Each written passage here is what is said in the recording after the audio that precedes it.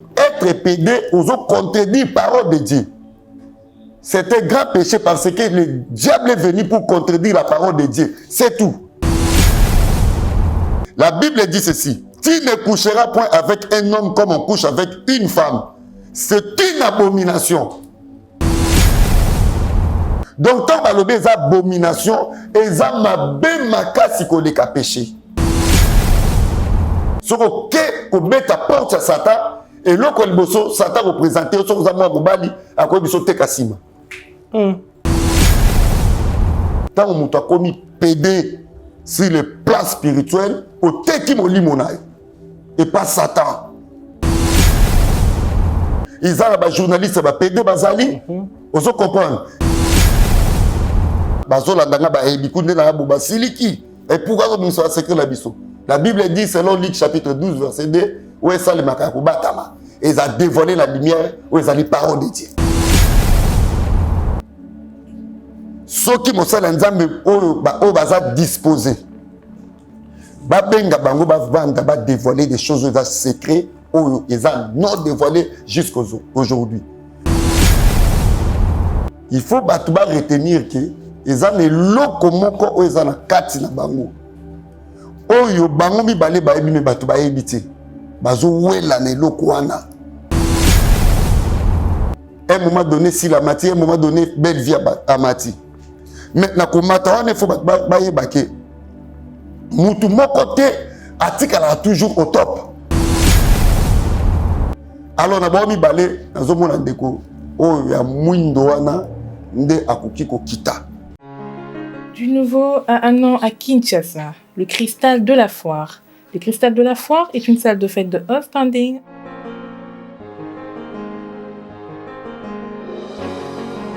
avec des chambres et des salles de bain avec jacuzzi pour le repos des mariés. Très belle salle avec des grands espaces que ce soit à l'intérieur ou à l'extérieur. L'endroit est idéal pour la pleine réussite de vos cérémonies de mariage, conférences, concerts et autres. Découvrez notre restaurant dans la grande période et un jardin à l'espace vert pour vos mariages civils, anniversaires, barbecues, soirées privées et autres. Nous organisons des services comme le protocole, la décoration, le service traiteur, des conseils et stratégies pour la réussite de vos événements. Le Cristal de la Foire est situé dans l'enceinte de la Foire internationale de Kinshasa-Fikin, dans la commune de Limete, entrée première pont en face du petit batteur de Tam Tam. Pour plus d'informations, écrivez-nous sur notre mail ou sur nos réseaux sociaux. Le Cristal de la Foire, le charme et la beauté de l'endroit vous décorent. Lelo na Kinshasa, eza lisusu pas cité ya kolongwa la statue ya locateur. Peko koma kololo pango. Occasion à ne pas rater. Bas terrain à vendre, ya ba dimension. Locola 20 sur 20, 20 sur 17, 20 sur 15. Na quartier Pibois, commune et en télé. À un prix hors concurrence. Inutile ya kokende musika. Rejoignez-nous na nouvelle cité exaucée patience. Référence juste na entrée Singaya Inga na Bibois à 20 minutes ya grande route na Simaya concession Niembo Chabani. Ba abonné nyonso chez biso télévision ou ezali cadeau pour na bino ta côté na ba bureau ya quartier na se renseigner en tout cas ba belé yango yo. Cadastre ma nyonso normal na prix moko abordable. Donc où est là déjà benganga na lomba po oza pesika na bino mo bomoni kenga mo na tamboli mai ezali peso lingi esika ya mai ezali esika ma ya plat ezali olingo mona ngomba donc tout ezali awa donc bo benga biso na lomba shiki mukadi yeyo na mabele na kiti ya musika te Bibois donc entrée à station Bibois koti 10 minutes et c'est belé au commune Sikawana. Quartier Bibois, ils ont déjà habité depuis Kala. Courant na Maï et Kota déjà Kala. Profitez na occasion Oyo pour Okuma propriétaire Yalopango. Pour tout contact, bengabiso na numéro Oyo. Plus 243 82 01 22 226. Oza Congolais Olinga Kampana. Orphelinat Fida ezobenga yo tosunga bana balia balala bien bamela bien nzambe akopambola yo akozongisela yo ebele mpona nini oye kosoutenir baorphelin. Orphelinat Vida eza bongo structure oyo eza kokamba bana bitike ndenge bana biso bavivaka na ndako ndenge mpe bana ya Vida il faut bavivre parce que jusque là bato mawa basila te $1 na biso en tout cas ekoliesa bana bitike. Lokola Nzambe asenga biso ke tobokola bana oyo lolenge tobokola ya biso ya ndako naza koliki ete bana biso ya ndako bazolia bazosepela mais baorphelin oyo Nzambe apesa biso elanga oyo Nzambe apia biso baza na souffrance.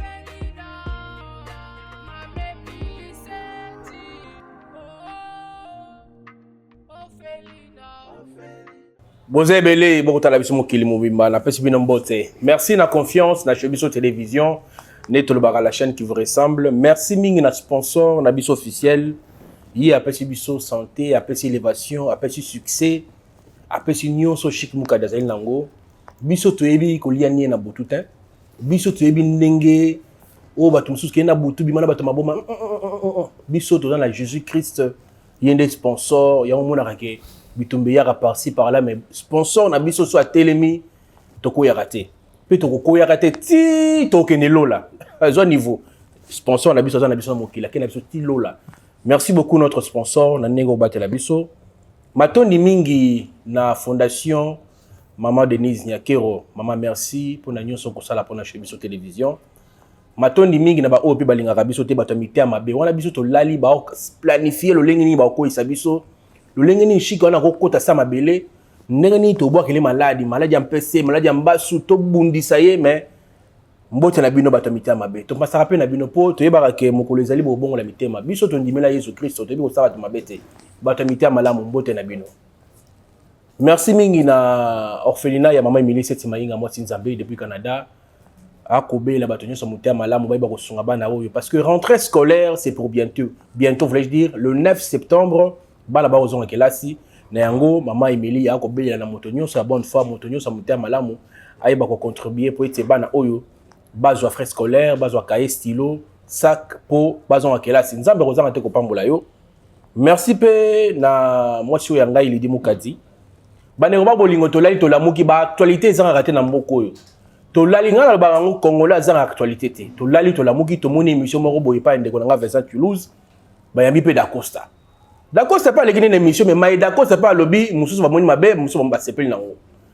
To moni na kati émission wana d'Acosta lobby mai matali mono lekechu Kevin Panda. Ote ba lobby soi-disant boye na boye. Moi je me pose tant de questions dans le baraboye. Est-ce que Kipede Oyo et profitera na nini? Bato basara Kipede, est-ce que c'est normal? Les avantages mort bobi super notre mekate tonini. To tango komi pede au bongi na vie. Mais au moins mingi bato ba pede ngobe ba nyo ko maka ata na mo accrédité. Mais entre-temps, a sacrifier simanaye abebi sivi na ye.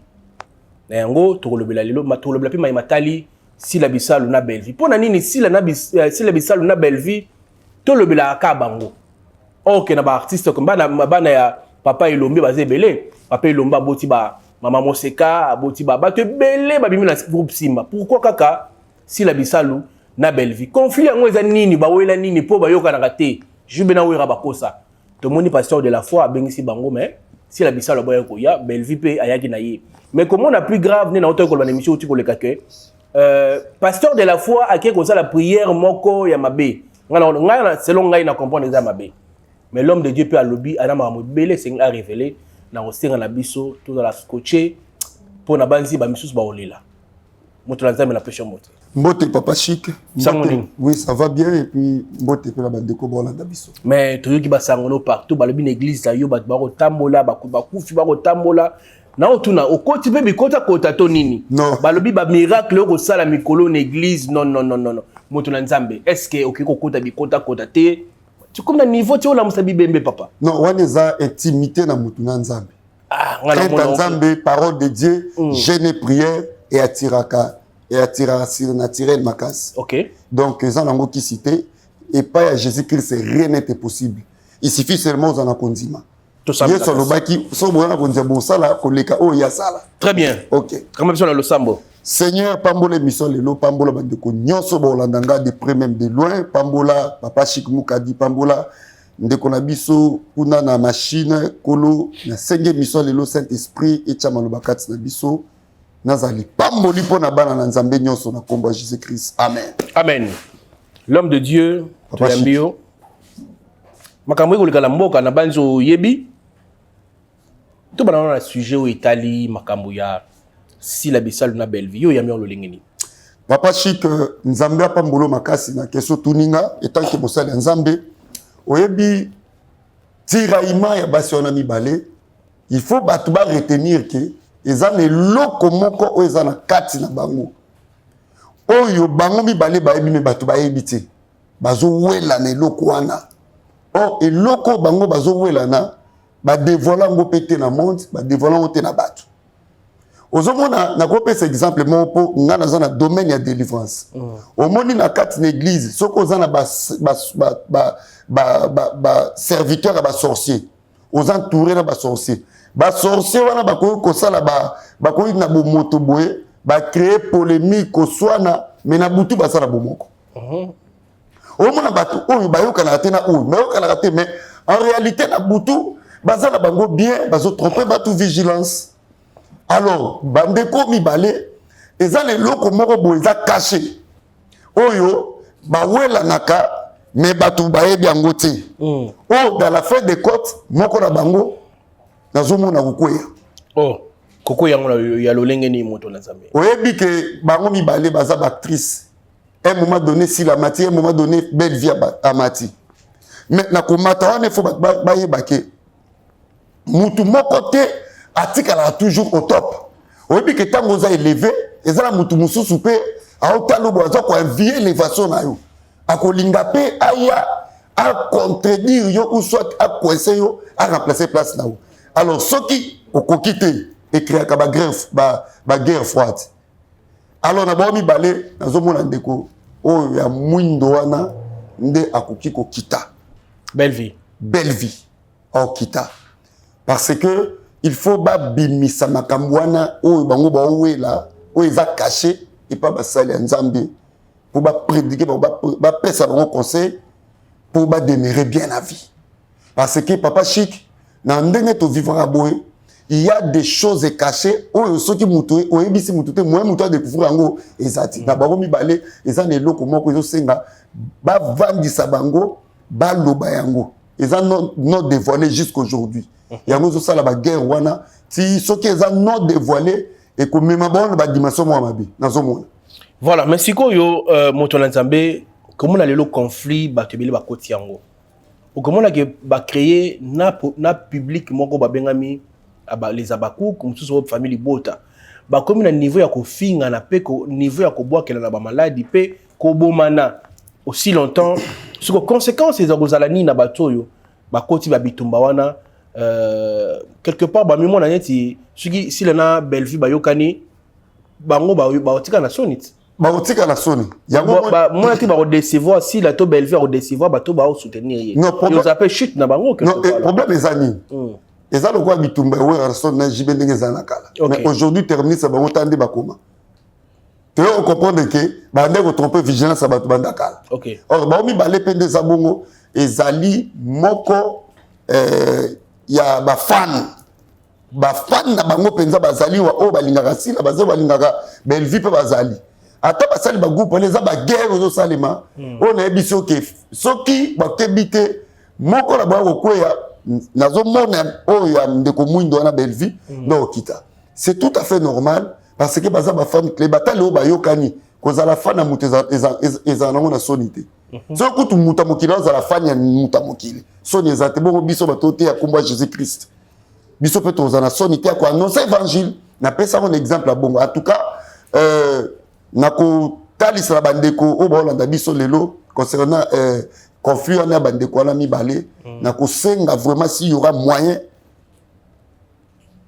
soki mosala Nzambe o baza disposé ba benga bango ba vanda ba dévoiler des choses dans secret ou ils ont non dévoilé jusqu'aujourd'hui même maintenant na ipe na kuripe ko za la médiateur na bango parce que musala Nzamba pesi biso eza ya ko mema tranquillité ko mema paix kati mabota baza bana na Nzambe ba ko vivre ba conflit ba ko vivre ba tiraillement te ba ko vivre ba résistance bongote pour en dehors ya ki métier wana baza bandeko baza bana na Nzambe c'est ça qui bon Nzambe za bongo ko être kozala artiste eza nango te ke synonyme ya ko créer ka barando na baninga mususu wana eza malamu te eza ki bon de côté Voilà, très bien, Moto Nzambe.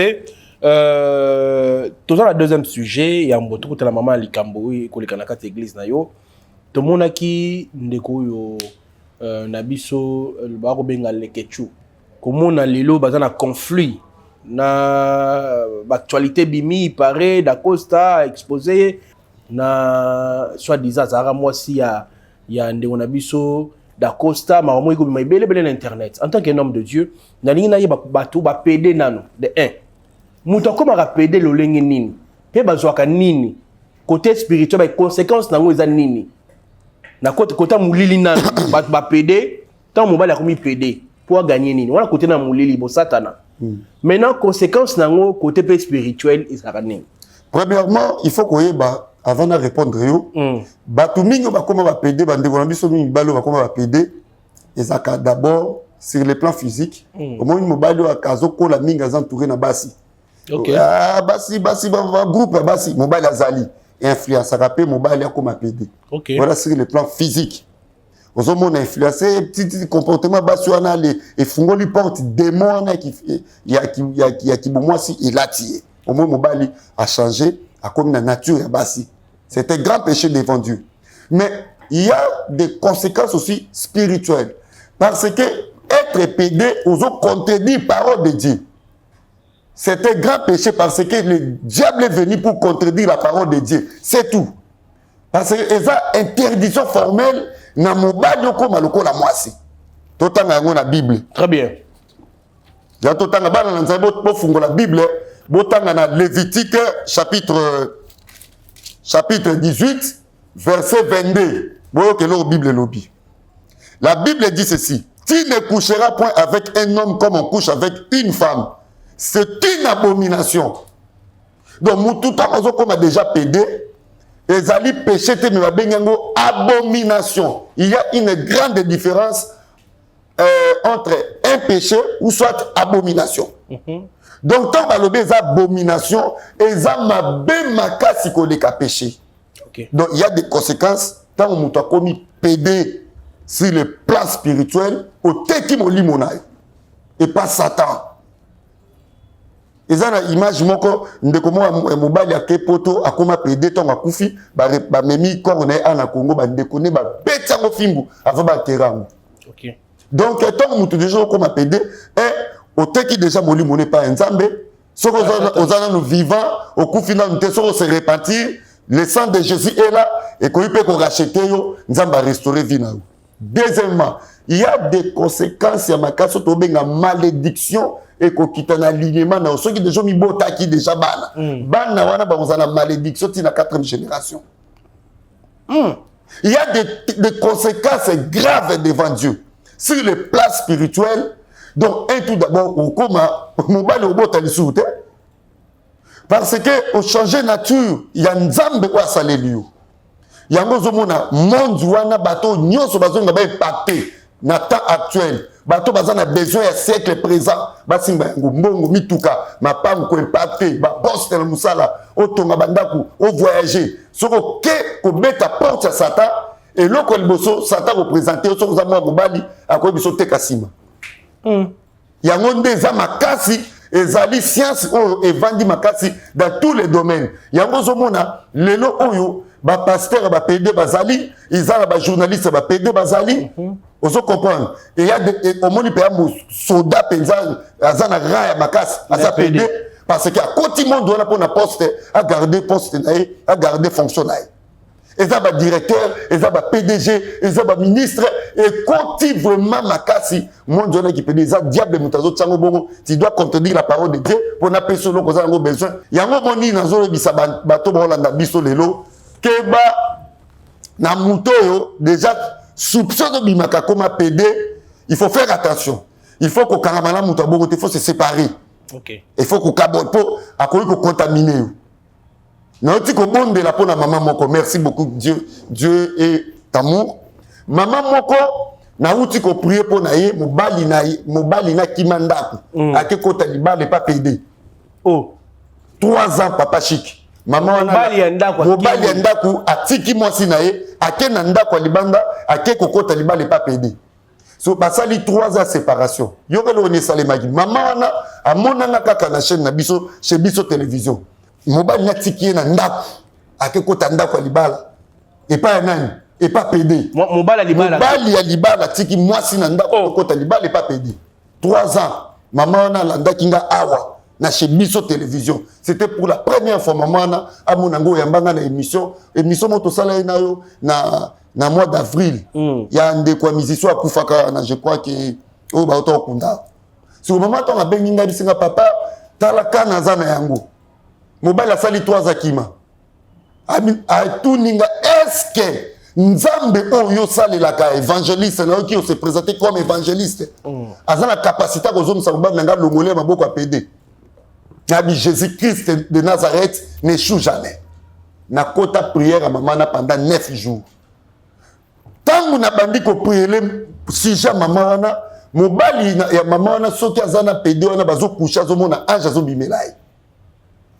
Tant to komi na 3e jour maman na beninga bisinga na moni mon papa ya bana akomelinga singa pardon na téléphone soka koya na ndako nga na bisie boy ndima pardon na ye et puis soki aye na ndako ko brutaliser eti et ça li combien des années 3 ans yo vanda kame ezanza mendazo ko opérer après 7e jour mon bali aye ko zonga na ndako asengi mwasi na ye pardon mwasi na ye palobi na accepter pardon na yo bazongwani pe aye bisi mwasi na ye na monika ka ba semaine oyo à chaque façon tozala PD wana ange azobimelanga et surtout tant tozala ba acte sexuel ange azobimela et puis la moto et puis ange alimsinga soki na continuer na zokufa na bangi na kufa na tiko na bana yango na zongi koya ko sengo pardon limbisanga na acte na sali en tout cas nzamba azala bomo maman na benga kinga pour na ko remercier nzambe prière à 9 jours na kamati pedo ba PD bazo détruire babala batebele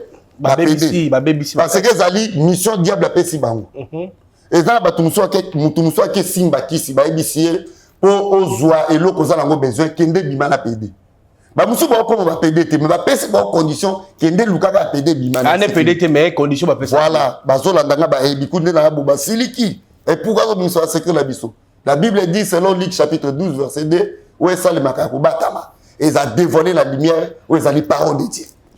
Voilà l'homme de Dieu, tout l'anamo avec Israël, il y a maté, il y a tant de qui délivrance, mais je me souviens absolument Mike pour toujours tu au kota siko na maimatali tonga ya moto na Nzambe. Tolanda. Amen. Amen. Amen. Amen. Amen. Amen. Amen. Amen.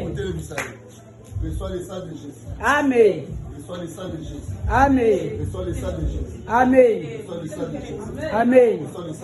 Amen. Amen.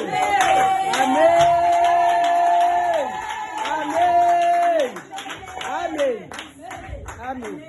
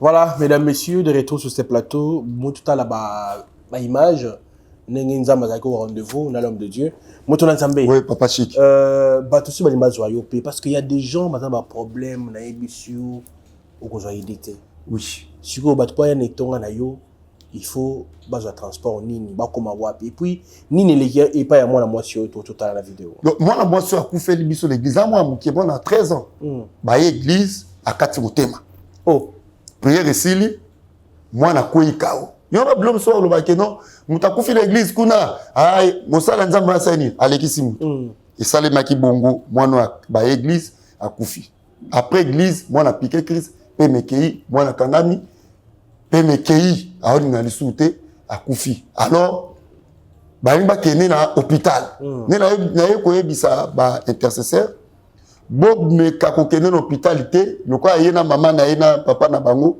bo zemo ki koti na permanence wana zomo na kata permanence ndeto kenda ki wana bo moni ko so mona kena na chemise pastorale na utade ya kotea usala nzambe na kotoka ndeto bondeli mwana oyo alamuki et ningi ça qui va même na quartier pour parce que tant moi na kangami pese moi panique ba tout so bon mais na hôpital bon na bon tant on a refusé bon que l'hôpital était à olamuka quand ninga qui vivante il faut m'appeler awa vivante aza mwana ya nzambe ndo moni mwana na ekolamuka to bondeli pona ye to bondeli pone to bonde to racheter esprit et to arracher esprit na ye tant zongi tout ça les services nzambe a zongi en vie si les lois à vivant en tout cas nzambe za lokumu le baki adresse les adresse na Ngaliema quartier Kamunganga avenue Diantela numéro 14 arrêt Kamunganga donc moto za na changu ozui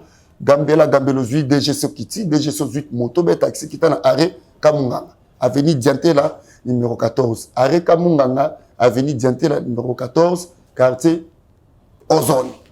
Voilà, merci beaucoup l'homme de Dieu Nauti Kayo. Quelques minutes, vous allez prière et puis moi l'été à mon équipe, moi prier pendant 5 minutes pour être bateau banauta la biso ba bénéficier na grâce aux nzabatika Kayo. Ngai na bi merci la sponsor na biso Jésus-Christ. Shalom peuple de Dieu, je suis l'évangéliste Michel Ekouchou, visionnaire de l'église MED, mission évangélique et de la délivrance. Bien-aimé, Nzambe apambola bino, on s'enga d'abord pour s'abonner massivement la chaîne Nabiso YouTube, vous tapez évangéliste Ekouchou TV. Vous s'abonnez massivement à la chaîne Nabiso évangéliste Ekouchou TV. Pourquoi dans le Bible? Parce que la chaîne a ma prière. Tous les Kanaka, chaque 22 heures, 1 heure du temps de forte prière d'attaque. Ou Namo na même prière wana. Et puis 5 heures juste tous la prière attaque matin, prière d'attaque matin. Ou Namo na même kango 1 heure du temps, 6 heures juste aussi. Et puis na 11 heures juste attaque midi. Namo na même ti 12 heures juste 1 heure du temps. Et ça va programme encore bien établi. To badango lundi et tout ce ça samedi na tongo. Donc pendant la semaine, yo za ba prière matin, midi, soir. Mais na 5 minutes d'abord, yo tous la capacité aux na chaîne au samedi la raté. Nzambe atindeli bino chaîne ya ba prière, vous tapez évangéliste Ekouchou TV. Ekouchou on faut commander ni E K U T S U. Donc E K U T S U. TV na à la fin, vous s'abonnez, bon mon photo nanga vraiment Nzamba aux c'est pas pour la bino. Par rapport à ma image votre mon mission Nzamba pesi sur la délivrance. Yom to la nanga, vous avez un problème et tout disani. Maladie. Vous avez un problème, vous l'avez raté na boutou, femme de nuit, mari de nuit. Bien aimé, Jésus-Christ est notre délivrance. La Bible dit selon Ésaïe chapitre 12 verset 2. Car Dieu est notre délivrance. Donc hier vous avez un pour nos kangola. Vous avez un problème de blocage, freinage, limitation. Vous avez un problème de maladie. Il y a une maladie, monsieur, démoniaque. Bando qui va maladie. Cirrhose de foie, secret, vertige, hémorroïdes, il y a des maladies comme ça, mais les langues qui mais guérisseuses zoyati. Mais la Bible dit ceci. Moutoua qu'on croit en Jésus-Christ, à mon miracle. Bien le moment où on a prié, Nzambe pas sali. Même le téléphone, tout le monde de la rappel, Nzambe zo sali. Yom tozo la nango za problème tout so bien aimé, n'hésitez pas à appeler mon numéro. Ezali plus 243 9 98 99 36 59. Plus 243 9 98 99 36 59. Numéro et compte YouTube Ezali évangéliste Ekouchou TV. Bien aimé, yo mutoza ozolanda nga oza likambo yo tungisa yo ko hésiter te benga numéro nanga na bande la pono penza mbosa bikam. O témoigner nzambe. Bon ndeko na priela ki ya liboso afuti avia uti mboka ba paeti na Congo. Aleki na délivrance pour moi ça côté na nzoto, moi si abali moi si mais abali moi ça ndoki. Moi ça ko compliqué vie na mais to bondeli nzamba sana. Yo kozolanda nga bien aimé zalaka na kondima. Nzambe la biso Jésus-Christ a salaka de près même de loin. Pour Bible le dit très bien. Na Jérémie 23, il est le Dieu qui agit de près même de loin. Même de loin si que vous allez sur la condima, na bondel pour la battre bien na téléphone ba mon ba miracle. Pourquoi pour vandi na problème on est ça et problème na yo. Mais pas nzambe za problémité. Maladie on est ça maladie na yo et pas nzambe za maladie té. Nyonso ko lekela yo et ko lekela Jésus-Christ té. N'hésitez pas. Benganga no bonde la pona kana yo. Nzambe apambola bio to komi na suka. Nazana service achat parcelle et sika toujours sala musala to louer. Mais toujours la menace big boyebi ministère à délivrance nde nazo bonde la pona ba demo makambo esala ba kolo lupangu ezo komi ko bangisa bango. To konne ba menace ko bima yango na bisa ki Nzambe apesa biso lupangu to banda ki vraiment contribution à achat parcelle ndeko aza touché lingo contribuer volontairement s'il vous plaît maman papa ozolananga eza ya makasi te volontairement oyebi makambo Nzambe olingo soutenir biso ko hésiter te numéro na ngeza wana benga et puis Nzambe langa ozangisa te opambola Nzambe apambola bino na komi na suka. Merci beaucoup na évangéliste Kati Munga Mwanda lelo na moni penza na poète na studio chez biso. Nzambe apambola évangéliste Kati Mungu azosala pe bakisi ya ba hémorroïde tangabio. Nzambe apambola makasi lelo la monio assistance awa. Merci beaucoup na bana na Nzambe Mama Colette Carlo depuis Londres. Merci beaucoup na Boze Belé bandeko ba komantaka pona ba émission na sala ka Nzambe apambola bino soki kolo Yesu azongite tokoya lisusu awa ku te ya bino samala. Bye bye. Du nouveau à un an à Kinshasa, le Cristal de la Foire. Le Cristal de la Foire est une salle de fête de haut standing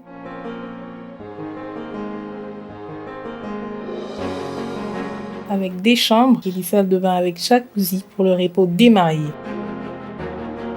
Très belle salle avec des grands espaces que ce soit à l'intérieur ou à l'extérieur. L'endroit est idéal pour la pleine réussite de vos cérémonies de mariage, conférences, concerts et autres. Découvrez notre restaurant dans la grande période et un jardin à l'espace vert pour vos mariages civils, anniversaires, barbecues, soirées privées et autres. Nous organisons des services comme le protocole, la décoration, le service traiteur, des conseils et stratégies pour la réussite de vos événements. Le Cristal de la Foire est situé dans l'enceinte de la Foire internationale de Kinshasa-Fikin, dans la commune de Limete, entrée premier plan en face du petit batteur de Tam Tam. Pour plus d'informations, écrivez-nous sur notre mail ou sur nos réseaux sociaux. Le Cristal de la Foire, le charme et la beauté de l'endroit vous décorent. lelo na Kinshasa eza lisusu pasité ya kolonga la statue ya locateur pe kokoma kololo pango. Occasion à ne pas rater. Bas terrain à vendre, ya ba dimension lokola 20 sur 20, 20 sur 17, 20 sur 15. Na quartier Bibois, commune et Antélé, à un prix hors concurrence. Inutile ya kokende musika. Rejoignez-nous na nouvelle cité exaucée patience. Préférence juste na entrée Singaya Inga na Bibois à 20 minutes ya grande route na Simaya concession Niembo Chabani. Ba abonné nyonso chez Biso Télévision ou ezali cadeau pour na bino ta côté na ba bureau ya quartier na se renseigner en tout cas mabele yangoyo. Cadastre mamunyoso normal na prix moko abordable. Donc wela déjà benganga na lombango po oza pesika na yo. Bino bomoni kenga mona tamboli. Na tamboli mai ezali pe so lingo esika ya mai ezali. Esika ma ya plat ezali olingo mona ngomba donc tout ezali awa. Donc bobenga biso na lombango. Shiki mukadi yeyo na mabele na kiti ya musika te. Bibois donc entrée à station Bibois. Koti 10 minutes et belé au commune Sikawana. Quartier Bibois, ils ont déjà habité depuis Kala. Courant na Maï et Kota déjà Kala. Profitez na occasion Oyo pour Okoma propriétaire Yalopango. Pour tout contact, bengabiso na numéro Oyo. Plus 243 82 01 22 226. Oza Congolais olingaka bana orphelinat vida ezobenga yo tosunga bana balia balala bien bamela bien nzambe akopambola yo akozongisela yo ebele mpona nini oye kosoutenir baorphelin. Orphelinat Vida eza bongo structure oyo eza kokamba bana bitike ndenge bana biso bavivaka na ndako ndenge mpe bana ya vida il faut bavivre parce que jusque là bato mawa basila te $1 na biso en tout cas ekoliesa bana bitike lokola nzambe asenga biso ke tobokola bana oyo lolenge tobokola ya biso ya ndako naza koliki ete bana biso ya ndako bazolia bazosepela me baorphelin oyo nzambe apesa biso elanga oyo nzambe apia biso baza na souffrance